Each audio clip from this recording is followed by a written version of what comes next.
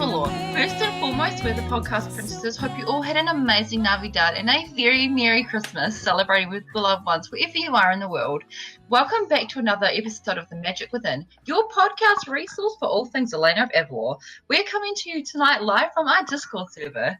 Joining me in our discussion tonight are our podcast princesses. Hi everyone, it's Chrissy from New Zealand. Hi, it's Jenny from Southern California. Hey, it's Amelia from Oregon. Hello, it's Georgia from Greece. And I'm Becky, coming to you from Germany. Woohoo! Okay, to bring some festive spirit and joy to you these holidays, we have an amazing New Year's episode tonight, covering the Elena of Avalor 2018 year. The highlights, the lowlights, things we loved, character spotlight on the one and only Miss Elena herself, and some really awesome discussions. Okay, girls, let's hit things off with the most memorable highlights and lowlights of the 2018 Elena of Avalor year. Okay, let's rewind the clock and start off with our Elena of Avalor journey to the beginning of 2018, where we started in February with an episode to begin a climax with a twist of fate and beginning of a potential dark era with Science Unfair. Time to make science fair history.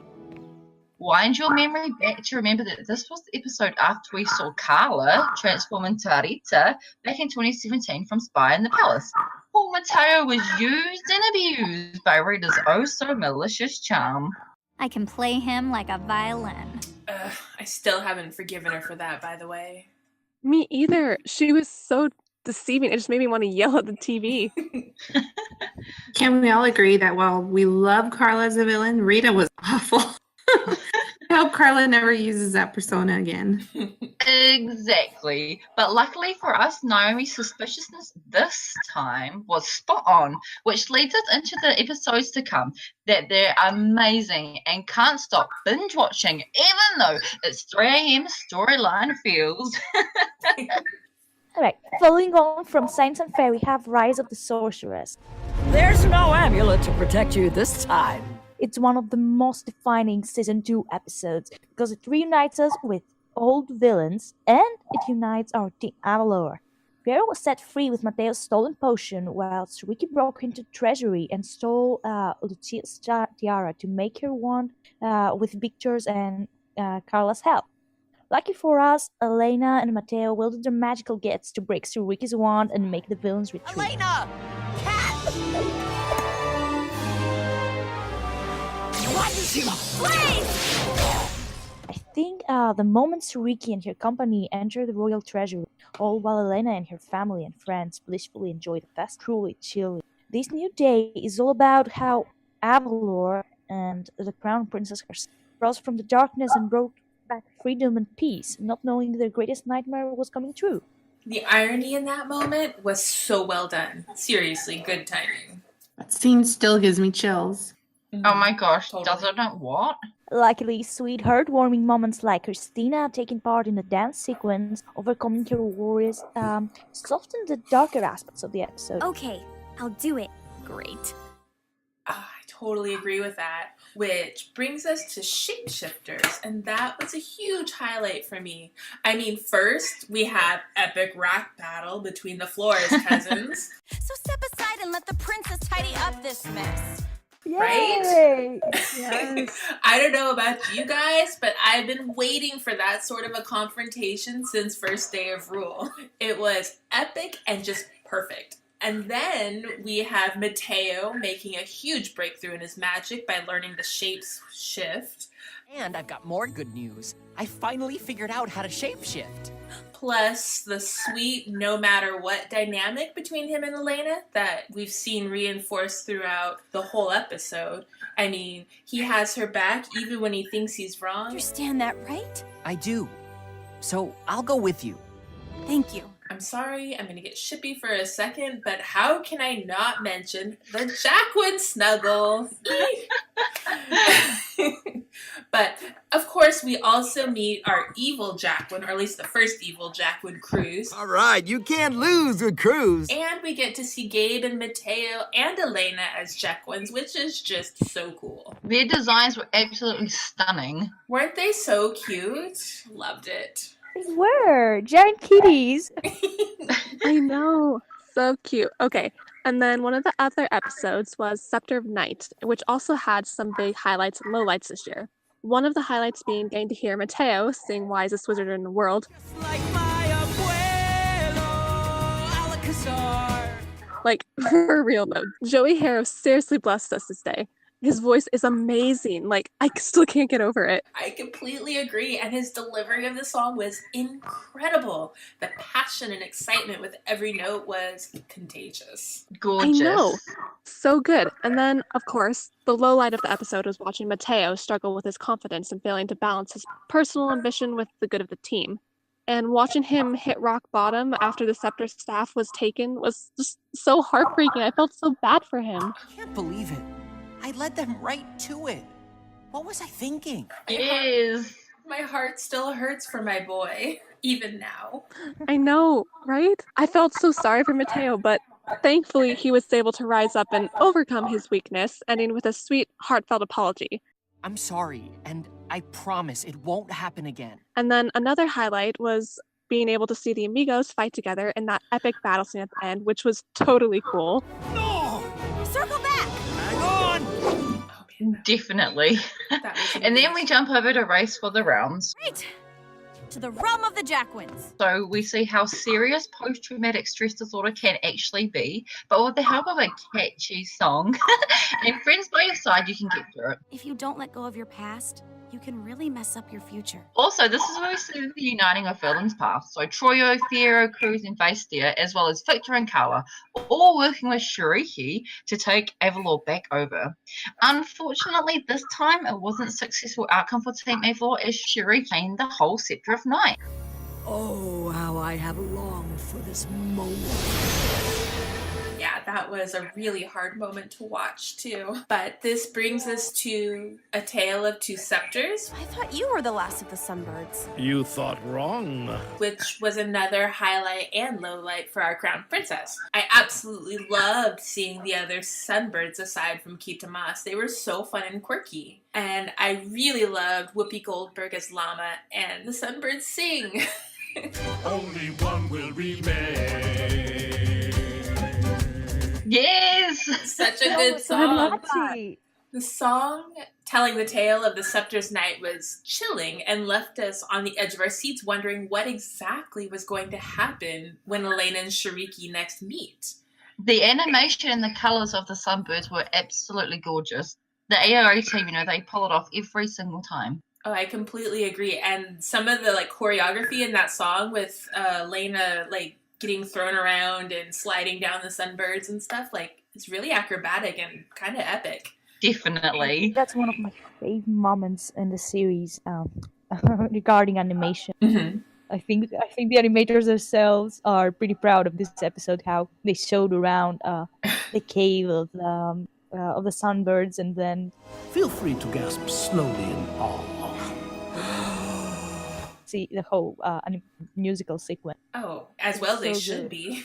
So the low light of this episode being Elena's struggle with focusing on the task at hand, which led her to jump to conclusions and gave us a very Empire Strikes Back Luke Skywalker moment when she created a sort of self-fulfilling prophecy. You're not ready, dear. You might want to listen to the Sunburns on this one. Stay and train. But Leading Shiriki straight to the palace, resulting in the very person she was trying so hard to protect becoming a target. But Oh, what a good analogy, Becky. yeah.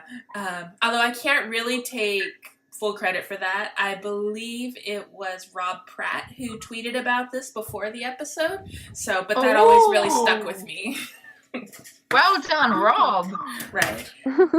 But I have to say my favorite part of this episode was a really small part, but it was seeing Isabel take this huge step forward when she sort of gives Elena her blessing to go and complete her scepter training. Don't worry about me. Focus on mastering that scepter. It's the only way to protect us. I see that now.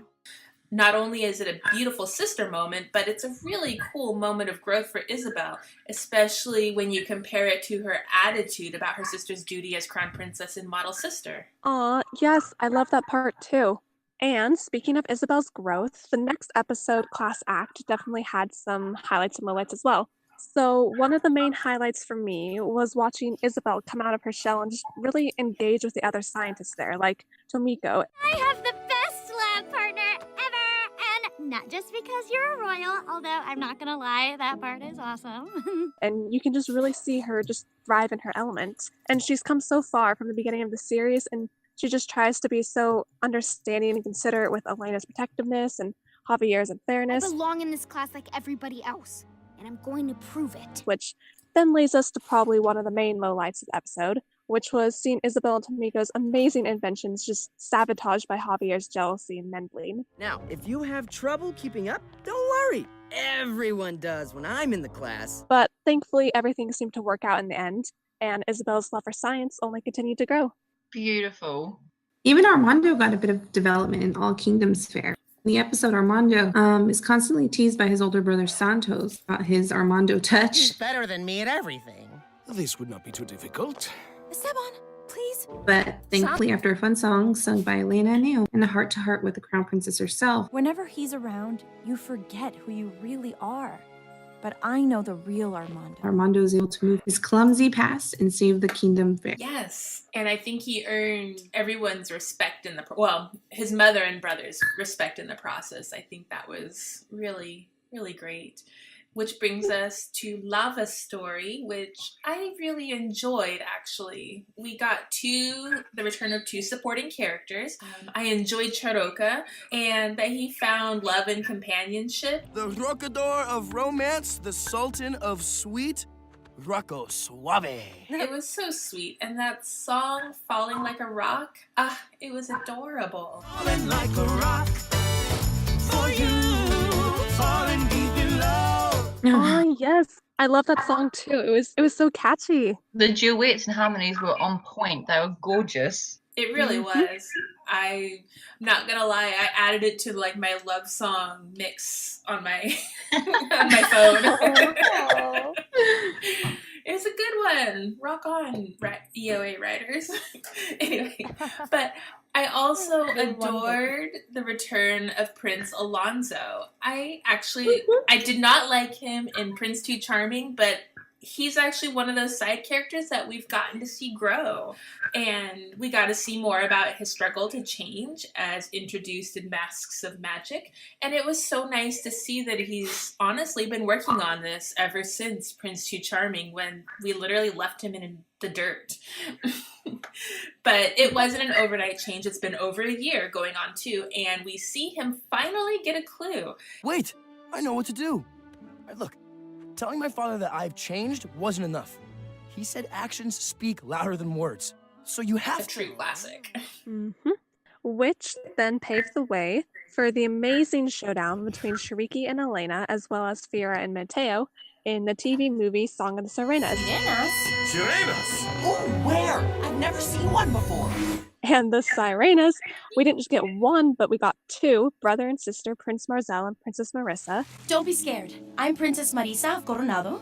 This is my brother, Prince Marzel, and who not only have amazing Sirena tails, but also have the ability to walk on land, which is totally cool. Oh, can I just say that I love their leggings? Seriously, I know we've said it before, but the overall character design of the Sirenas is amazing. They're so colorful and fun. Right? I want a pair too.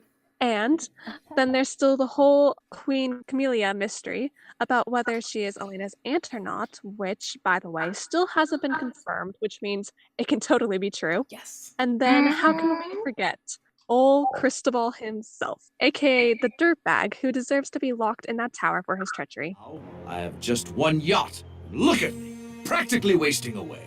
Yes. Cristobal who? Esteban said it himself. Elena only has one cousin. Great sister. All right, you. I mean, yeah, this is amazing. So, all this leads to the final showdown, which started way back in Secret of Avalor. It's good versus evil. It's dark against light. It's Elena versus Shariki. Yes. Scepter versus scepter. For once and for all. We witnessed history written as Elena defeated Shariki on the balcony of the palace. The very scepter power Mateo had made her practice in the opening scene. I only know how to make objects vanish. It's going to take some concentration, but I know you can do it. Okay. Alright, so we see Elena finally defeat Suriki using the power that Mateo had her practice in the very opening scene, which was good preparation for the moment. And that honestly, that scene on the balcony was amazing. Like Elena having to blast herself to disappear and then appear out of nowhere and defeat Suriki once and for all. It was amazing. Missed me. Blaze! Alright, so Suriki's reign was finally over. Or is it? We really don't know. There was that ominous zoom in the jewel. Yes, it really was an epic battle. And then following that was just this really emotional moment where we get to see Elena processing personally that this waking nightmare that she'd been living since Rise of the Sorceress was finally at an end. And I still cry watching that scene every time. It's really emotional and it's just really well done. And then just after that, we get to see her reassuring her family that, yes, Suriki is gone for good. And like Georgia said, is she really? We don't really know, but Elena thinks so, and I hope for her sake that it's true. And then we get to see her greet their new friends and allies, the Serenas, and this moment's just beautiful. I absolutely love the parallels between Elena and Marissa. Both girls were able to help each other realize their dreams. I dreamt of this day for so long. Sometimes dreams do come true. And form a friendship but not just between themselves, but a friendship between their people that they will be able to see realized in their lifetime. And I just thought that was just really just wonderfully done and really satisfying to see. So they stay in Nueva Vista for a little bit longer and a change with Steve Buscemi. The Art of the Steal is one of like the best doo-wop numbers ever, I have to say. You better believe I'm getting more than you bargained for. No one will ever forget those shape-shifting dolphins after that. Anyways, A++. We love that one. All right. So, also while still in Nueva Vista, we see the royal family celebrating Dia de los Muertos with Francisco being awesome in Return of El Capitan. El Capitan? It has been a long time since anyone called me that. With his old group of vigilante friends, aka Los Tres. And that's how we became Los Tres. And Elena gets to see the daring adventure side of her normally calm and level-headed abuelo. I loved seeing some of Francisco's past. Who knew he was almost as chaotic good as his granddaughter is when he was younger? And that song with those moves, good on you, Francisco. Right? Oh my triple gosh, flip. yes. I know, right? This episode was amazing because it had both the comedic and very emotional aspects. But now we're shifting to an episode that mostly focuses on the comedy. And it was really, really good too. Because this time we see the return of our favorite spirit guides, Cacahuate and Bobo, who seem to have a grudge since last time I met. Most exalted high superior top banana king. You've got to be kidding me. And now they have to team up and work together to save Zuzo from the one and only Lady O. It was amazing to see Orizaba come back in finding Zuzo as well as our favorite spirit guides, especially Top Banana King. Put it in song, or he won't listen to a word you have to say. That was one of the most catchy songs ever. Yes. And how can we forget our last but not least episode of 2018, No Place Like Home. Feliz Navidad! Oh my gosh, AOA team, you have outdone yourselves with such a heartfelt episode of love, tradition, family, and a sneaky Alito hug. You have no idea how blessed we were to see that. And also such beautiful songs that are instant Christmas classics. Yes, the best gift of all is to be at home for Navidad with you. The playfulness of Luna, right down to some emotional offload by the Chancellor, sucker punched us right in the feels. Yes. We loved it. And what a beautiful way to end 2018. Seriously. I agree. Yes, I That was agree. beautiful, Chrissy.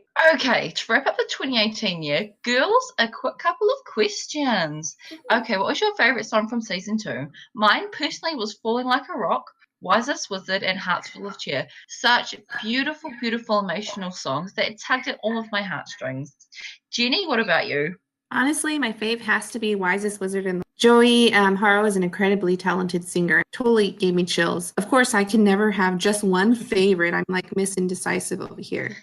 So a little bit more and Donna This New are right up there with my favorite songs. Both were stuck in my head for days after. Oh my gosh, right? Yes. Okay, Amelia, what about you? Literally, how can I even choose? They were all so great. But I'm gonna have to say probably Wisest Wizard in the World because as previously established, I just love it and Joey Harrow sings so beautifully. But I also really love Familia Forever because even though it's being sung with Cristobal, who later betrays her, I still love that all of her friends are included as part of her family too. Plus, it's also a really catchy song. Amelia, I love that song too, and I have a huge love-hate relationship with it because it's so amazing, but I feel like it's a lie because Cristobal's the one singing it.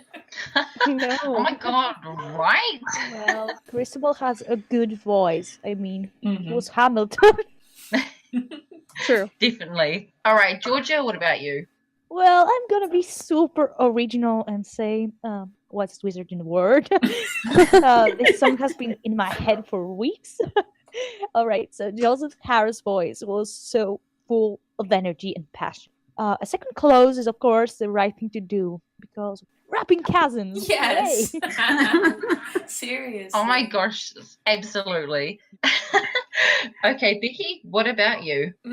Like said before, how can I pick just one? There are so many good songs in season 2. So aside from the obvious wisest wizard in the world, I mean, Mateo's voice. Love it. It really is my favorite. I have to go with Welcome to the Future from Class Act. That song was stuck in my head for days. It's super catchy, full of energy, and the theme was so good. I mean, how can you go wrong with a song about the power of education and the hidden potential of the mind? Such a mum.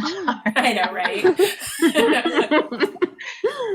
All right, girls, what about your favourite episode from season 2? I'm talking all of season 2, so not just 2018. I think mine would have to be Jewel of Maru, El Guapo, and Royal Rivalry. I just love the fine attention to detail in Royal Rivalry, like the pink jewels, the way the feathers moved on the carriage in the wind, and Princess Val. I mean, come on, she's amazing. She's our favorite diva princess, that's for sure. Definitely. They definitely take top 3, but oh my goodness, No Place Like Home takes the cake for me. The songs, the animation, the feels, and that dress. Yes. Oh my goodness, that should be made in adult size for me to wear. I mean, everyone else, not just me. Tis the season. All right, Jenny, what about you?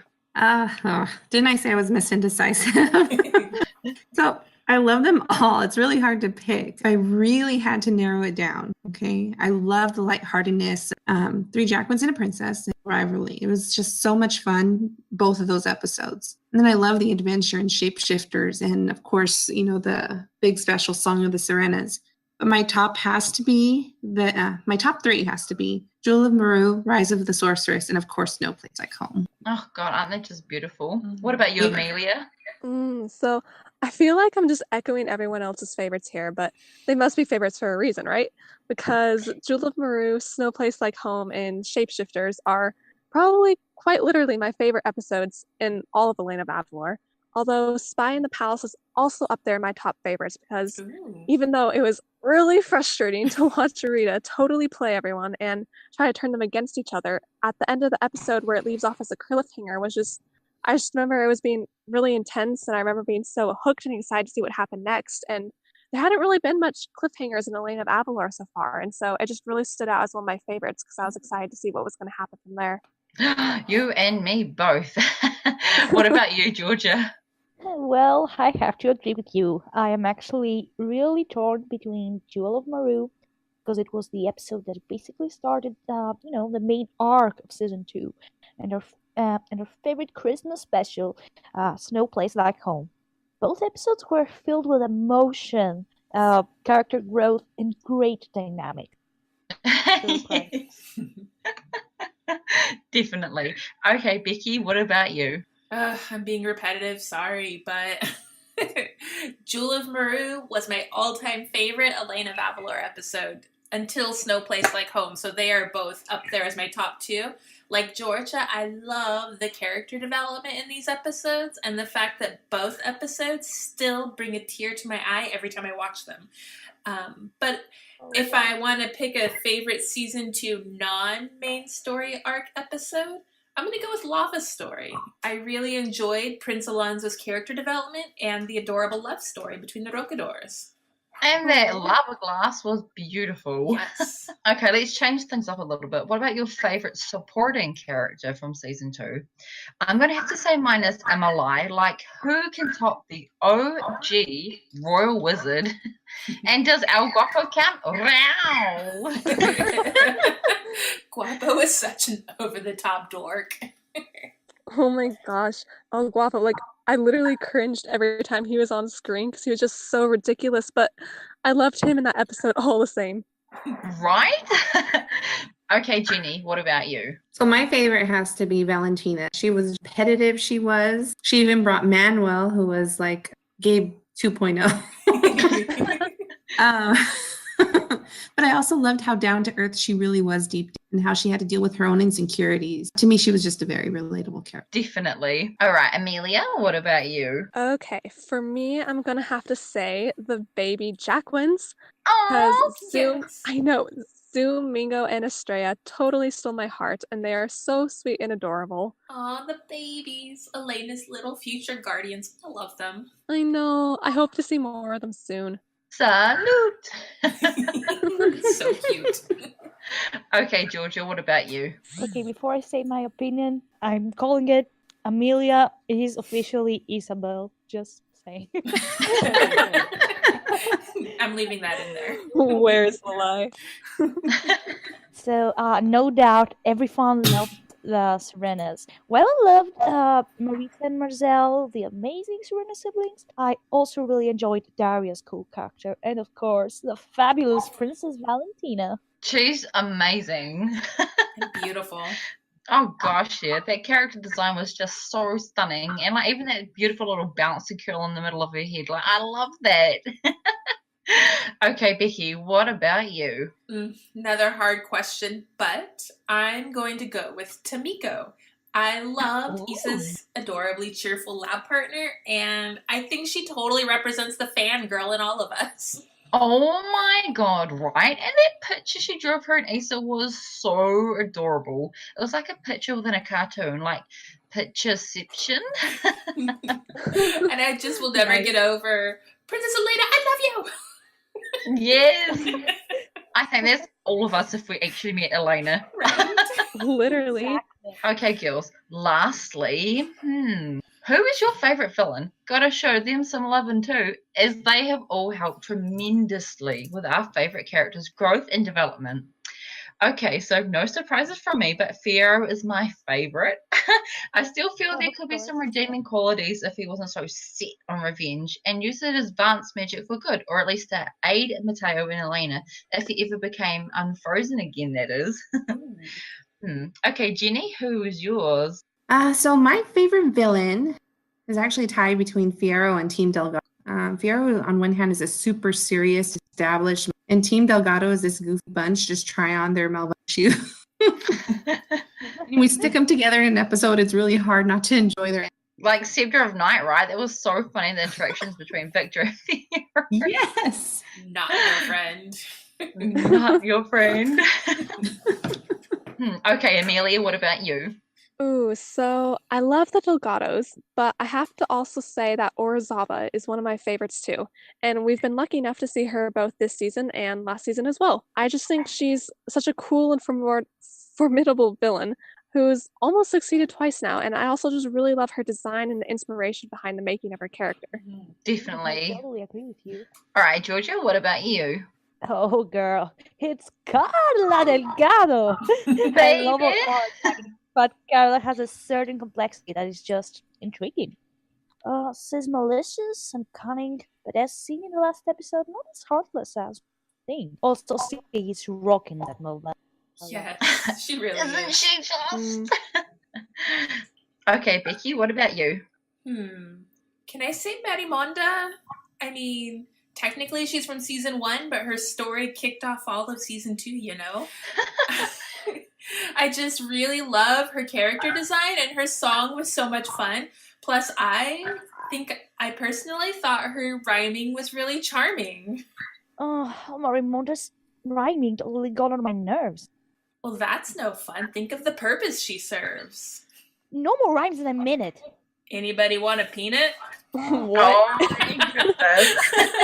Sorry. What do you even say to that? I had to throw in the Princess Bride reference. Sorry. It was awful.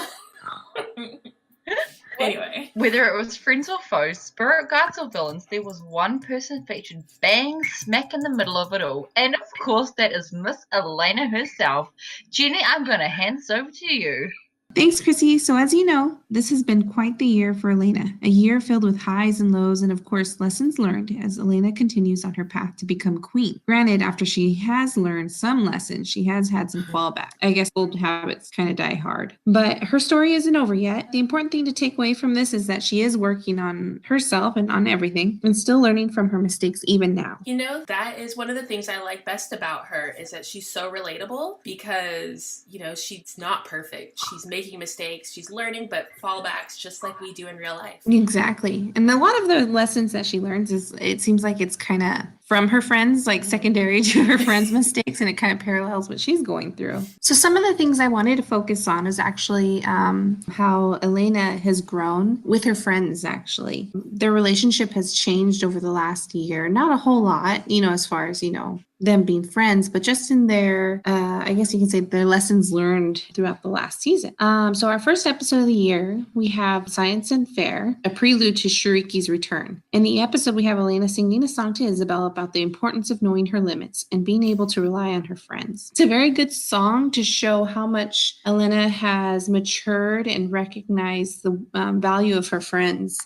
especially with everything that's been going on this last season. So, like, I couldn't help but think the same thing when I first heard that song. Like, going through the whole series up until that point, even now, really, I kind of got the feeling that Elena tried to carry her burden alone, but something clicked for her around Realm of the Jacquins and Jewel of Maru. I think she realized, for some strange reason, that she could rely on her friends more after that point. Exactly. One of her friends that she's actually had quite a few disagreements and agreements with is actually Naomi.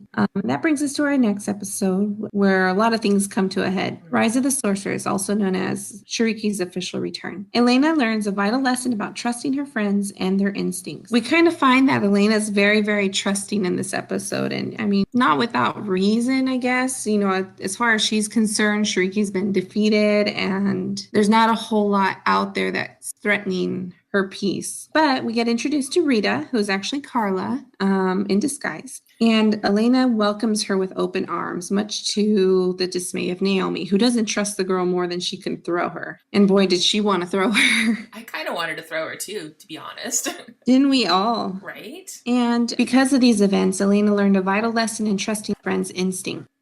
She may not like it, as we saw in Finding Zuzo, but when she's able to calm down and really think about it, she knows her friends are only doing what she entrusted them to do. And after all, they do care about her. So that's one lesson. And then we have Gabe, who kind of got the short end of the stick throughout all of last season. He's just, you know, your humble guard, just trying to keep the crown princess alive. In Shapeshifters, Elena went out of her way not only to go around the council to keep Gabe in the dark about her real intentions. This is something that I feel she's never intentionally really kept him in the dark in the past. More kind of been, not too pleased to have him so overprotective of her, or in her mind, he's being overprotective.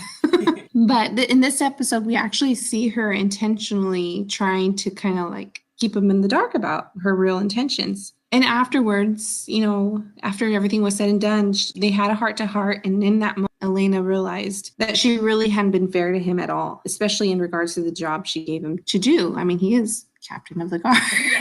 It's kind of his a big job deal. to know what's going on. Yeah, I really feel that after this point, you see a huge change in the dynamic, in Gabe's dynamic with everyone. Like, he's finally allowed to be the protector, the leader, and it works really well for their team. Exactly. He's all, I know we're kind of like deterring a little bit from Elena's, but he's lightened up a lot too. So I think that both him and Elena have reached this mutual understanding of what they need from each other as, the crown princess and as the captain of the guard. No matter what, it is Elena, and she, she's a hands-on type of girl, and she's going to go into the battle, first before anyone else. Yeah, she kind of has to. And then we have Mateo. They actually had their first real on-screen disagreement in the show, much to our dismay. But it's okay, because with all disagreements, people That makes come out people better stronger. in the end. So, as we saw in Shapeshifters, Mateo kind of wanted to explore the Commander's Rock, and you kind of get a hint of, his passions and everything. But Elena is not really, she's focused on what's going on with Shariki, and she's kind of in this set of mind of like, nope, everything is Shariki right now. We need to get her, with good reason. I mean, the woman did kill her parents, And try to murder her. So they aren't able to do that. But in Scepter of Night, he became a little bit more rebellious. He kind of went off on his own to find so strange. I know, so unlike him. Yeah. And that was very, very frustrating to Elena. Mm-hmm. And it's kind of funny because I remember when I was watching this episode and I just felt like telling Elena, this is what you've been doing in the last couple episodes to everyone. And this is what you've been doing the whole series. Yes. And, granted, the situations were different, but we can see the clear parallels here. In her forgiveness of Mateo's actions, she may have also started to learn her lesson. Right? I totally agree with that. Though I can't help but think that it took her a little time to process that lesson, considering, I thought it was very ironic that she forgave Mateo for rushing off and putting the team in danger 1 second, and literally 5 minutes later, she rushed off and put the team in danger in Race for the Realm. But, she's a smart girl. I bet she put 2 and 2 together once she was home and, cleared her head. Exactly. Things that, happened pretty quickly over the course of those episodes. So I'm sure, you're right. Without a doubt, she saw the parallel. So then in Song of Sirenas, we kind of see all of this kind of coming together. We see a lot of teamwork between her and her friends. And there was a lot of wordless communication, just these looks that they give each other, especially towards the end. Actually, one of my favorite scenes is when Gabe and Mateo agreed to, say they're going to go after Fierro and the Delgados. And Elena just knows to trust them to get the job done. And I think that goes to show like how much, they have grown as a team. And then Elena has kind of learned to trust her friends and trust her friends' judgment and know that they'll be okay and she'll be okay as long as, they all trust each other. I think that's a really, really good point. It's amazing to see how they all came together at the end. And, it's kind of... But like you said, they came together and just worked as an incredible, seamless team. And it was just really neat how, the battle was so complex. There was so much happening in every direction. But Elena could focus her attention on defeating Shariki, knowing that the boys had her back. And you're right, that just shows incredible growth on her part. And her growth as a leader really, it shows how much stronger having a strong leader makes the team. Exactly. I mean, it was her that said, herself, her job was to protect everyone, but by her allowing her friends to take part of that burden, it just shows, the maturity on her and all of them. This is their kingdom now, so they all kind of are responsible for it. So as you can see, I mean, this is just a part of the growth of Elena's the last year. I mean, we could probably go on and on about all the different ways she's grown, with all the relationships she's had in the show. But this just shows, the highlight of what has helped her thus far, get to this point. And, it's the relationships that she has with her friends and the mutual understanding and trust that they have with each other. She's still got a ways to go before she's queen, so I'm sure there's many other lessons that she has to learn, and I'm sure none of them will be easy. They haven't been so far. But, if anyone can take care of it, it's our Princess Elena. Thank you, Jenny, for that amazing character spotlight. What an amazing insight. Okay, moving on to our lovely Lady B. Becky is going to shed some light, pun intended, on some new beginnings. Take it away. Thanks, Chrissy. So, since we've just seen the sunset on an old year and rise in the new, I kind of wanted to take a moment to look at some of the sunsets and sunrises that we've seen throughout the show, and light in general, and the symbolism they represent in the story. I really wanted to focus particularly on the idea of new beginnings and hope for a better future, which is a theme that we've seen quite often, especially in the second season, but even as early as the very first episode. So first, I just wanted to cover a little bit about light versus darkness. We have seen a lot of light and darkness symbolism and several instances of sunset/sunrise symbolism throughout the series. And light is often associated with the concepts of truth, hope, and renewal, while darkness suggests fear, mystery, and despair. Light and dark is used as a symbol quite often throughout Elena of Avalor. I mean, to start with, we have the Scepter of Light and the Scepter of Night.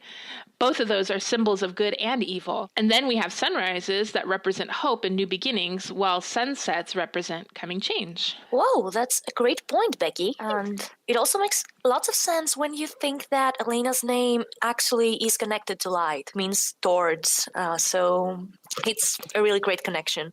So it represents all these values, the hope, the truth, the renewal, everything. Oh, that's an excellent point, Georgia. I'd totally forgotten that. Thank you for bringing that up. And I'm certain that as the writers and the creators, they probably picked that name on purpose with that theme in mind. It's pretty amazing. Absolutely. Yeah. So the very first time we see light as a symbol is in Secret of Avalor, when Shiriki's been defeated and we literally see light being restored to Avalor. Because remember, Shiriki had cast that spell that made all the dark, gloomy clouds in the sky, and it looked really kind of scary. But we see the darkness and gloom dissipate as light and bright colors take its place, which to me symbolizes peace and a new beginning for Avalor, as Elena takes her place as Avalor's rightful ruler. I thought that was a really powerful moment in the movie too, especially with just even some of the statues, I think, transformed as the light hit them. It was pretty amazing, actually. Then we move to the Scepter of Light episode.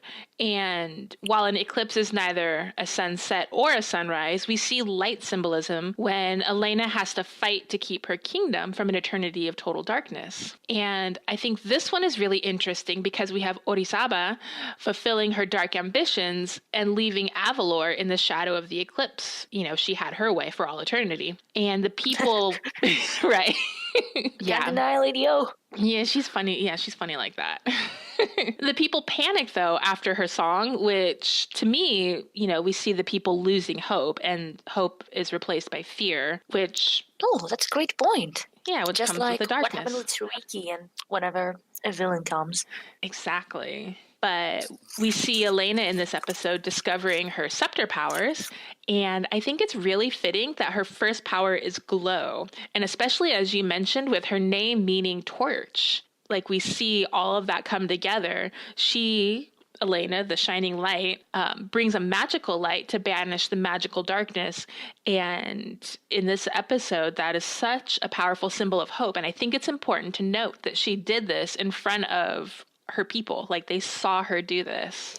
It's no wonder that Elena is a legend to her people and neighboring kingdoms. Yeah. And I loved your reference on the shining light. Her parents called her. She had this potential long before she got trapped in the amulet. It actually absorbed the magic. Mm-hmm. It's not the magic that makes her great. It's her heart and her spirit. It's amazing, really. It is. And they just carry that theme throughout the entire series. And I think that's just really speaks to her character. Absolutely. And her parents, saw that potential in her, like you said. It's beautiful. So then we have fast forwarding quite a bit, we have Rise of the Sorceress, specifically the song Dawn of This New Day. To me, this song symbolizes Avalor's rise from the darkness to start a new chapter. And Shiriki's been gone for a little over a year, and the kingdom is finally starting to feel truly at peace. Unfortunately, in this case, the song had a lot of, I guess, irony, since the new day dawning, instead of being peace, it was actually another time of darkness. You know that Shiriki, she just won't stay away. Exactly. I mean, she just doesn't know when to stop. However, the episode ends with the amigos riding off into, well, I mean, it's not really a sunset, but it is light breaking through the darkness, and that represents hope for victory against the coming darkness. Oh, they're marching towards it too, on their horses. Yes, exactly. Really like almost like they're riding into battle, right? Yeah. So hope for victory. And on a side note, I just wanted to mention, I'm still very curious if Shiriki was the darkness spoken of in the prophecy, or if she's just one of the paving stones on the path to something worse. But I guess that is a discussion for speculation on another day. Shortly after that, we fast forward through a few episodes to Race for the Realm, where we have the song Better Days Are Always Ahead. And again, not really a sunrise or a sunset, but we could see a bit of proverbial light and darkness symbolism in this song. The message being, if you keep looking into the darkness of your past, you'll never see a brighter future, which personally I think is so true. And honestly, it was the advice that Elena needed to hear at that moment. You know, she was like so consumed by her dark memories. It was eating her up to the point that she could barely even function in that episode, right? Yeah.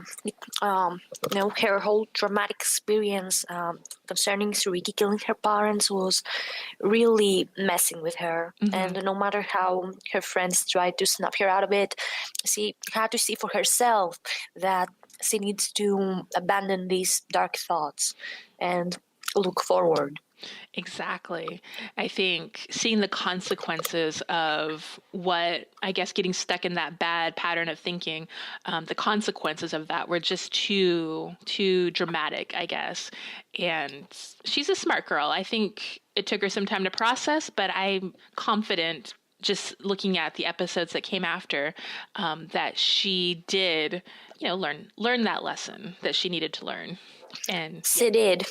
Yeah. Though it's extra difficult for her because her parents dying because of Suriki is the reason she is so afraid that her kingdom and her friends may perish the same way if she does not act fast and does not prevent Suriki from taking over the kingdom.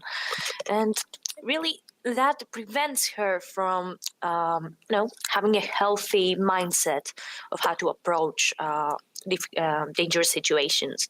But she's doing so well. She is. She really has this light inside of her. She does. And I think everyone can really see it, even the villains, and that's why they attack her so much. That makes sense. But I think after all of this, I think she found a sliver of hope and turned her focus to making a better future for herself and for her kingdom and her family and her friends, and everything goes along with that. I'm so proud. She's battling both her inner demons and actual demons like Suriki. Right. So exactly. Our favorite crown princess is growing up. Sorry. Yes, it's been a great journey. It is. So this brings us to some of the symbolism that we saw in Song of the Sirenas. The sunset here, I have to say, it was one of the most beautiful and dramatic bits of animation I've ever seen. I mean, wow. That final battle with Shiriki, wasn't it? Like, it was just absolutely gorgeous. The final battle with Shiriki happens at sunset. And after the battle, you can see Elena looking off into that sunset as she realizes that the nightmare with Shiriki is finally over. The sun is set on that chapter, and it will rise on a new day with a new beginning for everyone, both Avalor and Sirena. And that's just really powerful. Oh my gosh, yes. How she clings onto Skylar and then she goes to her people. It shows how she's both in need of support for this new beginning and how she's going to support her people and whoever needs her help as well. It's so good. It is. And I think, that sunrise kind of was the fulfillment of the idea of looking for that brighter future, better days being ahead. That was, well, technically a sunset, but, that light that she was, that was just kind of like, oh, look, the sun is setting on this. And that means the better days are just on the other side of the sunset. Anyway, I just thought that was really powerful. Yeah, I'm so surprised by how the animators can just invoke so many feelings and symbolism and, emotions. It's insane. Yeah, they do their job really well. I think that's why we love this show so much. Exactly. Yeah. So one of the many reasons. Exactly. One of the many, many reasons. Anyway, those are just some of the many tidbits that I've picked out from the show. And as we move on from the old year, we look forward to the new and what it will have in store for our friends in Avalor. Perhaps we can take inspiration from these lessons of hope and new beginnings and look forward to brighter days in the new year ahead of us. Oh, absolutely. Thank you, Becky. That was really, really inspired. And thank you for sharing that with us. Okay, speaking of new light, girls, let's talk about EOA-inspired New Year's resolutions. Okay, everybody, I want you to pick out a theme from the EOA episodes that inspires you for the new year. I would definitely have to say unite the mer people, silence of the world, and eat kelp tacos together at a rave. Ooh, good one. Can I have some kelp tacos too? Me too. Of course. Okay, no. In all seriousness, this is something that I picked up on that was very near and dear to my heart. Okay, guys, in life, people like Cherokee who try every which way possible to try and affect you in your world, it takes immense courage to stand up to them. So whether you are doing a presentation in class, hosting a meeting at work, or even too scared to post your fanfic drawings, think of your nerves as Cherokee. Be Elena and slay those nerves, because if you truly believe the magic within you, you can do anything you put your mind to. Aww. That is wonderful advice. I love Beautiful. Oh, thank you, guys. All right, Jenny, what about you? I'm going to actually pull from Jewel of Maru and say just keep your loved ones close to you. And the memory of those no longer with us even closer. It's important to learn from the past to create a better future for yourself and for your loved ones. When things get overwhelming, it's important to find that and helps keep you down to earth and always keep that goal in sight. And then, of course, remember that you're never. Good one. Oh, Jenny, that's beautiful. Okay, Amelia, what about you? Okay, so I just kind of gathered from the overall season that even when times are tough and life is definitely not going as planned, just don't give up. A solution may be right around the corner, and eventually things will work out in the end if you just keep pushing forward and never let life's difficulties push you down. Oh, good. Oh, definitely. Okay, Georgia, what about you? I am going with Amelia on this. No matter how many difficult days you've had in the past, there is always a till a new beginning. The people who matter the most will be there to support you. You will meet many more new friends and have new experiences too. Aww. Beautiful. Yay. I love Absolutely that. beautiful. All right, Vicky, what about you? Can I be a Jacqueline? I'd really like to be a Heck Jacqueline. yes. No? We just need to brew you a potion, that's all. We'll get to work on that. All right, fine. Truthfully, Elena has inspired me more times than I can count throughout the series to try to do the right thing, no matter how hard that might be. All right, wonderful girls. There are some amazing Elena-inspired resolutions to break into the new year. Okay, speaking of a new year and new episode, how about our new January episode called Two Leaf Fins? Okay, guys, with this new episode coming out in January called Two Leaf Fins, had my speculation hat going crazy. Okay, my thoughts for this episode is that when Mr. Fancy Pants Cristobal was locked away in that tower, he left Nueva Vista without a ruler. So I'm thinking that Marcel or Marisa, or even both of them, unite the kingdoms and rule as Sirenas, leaving Mum and Dad to rule Conoro, while both of them to rule Nueva Vista, but always being connected by how close their kingdoms are. It's literally they can just swim there through the canals into the sea.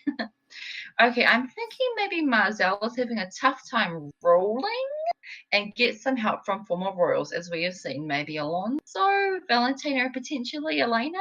They might come back. Hence the title Two Left Fins, as he may muck up and get flustered on the verge of giving up. But the other royals come and offer him advice, making it all better. Hashtag Chrissy Thoughts, check with predictions. Thanks, Chrissy, or should I say, Jagged.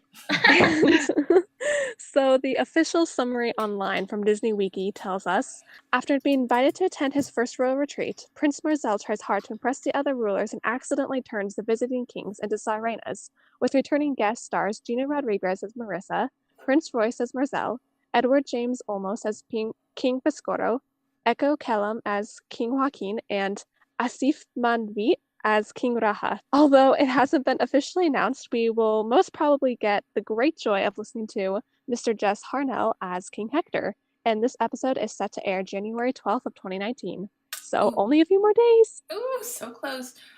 Although it might be the 19th. I've seen both. Oh, really? Yeah. Ooh. But I have to say, I am so interested to see how this all pans out. Will the retreat be in Avalor City or Nueva Vista?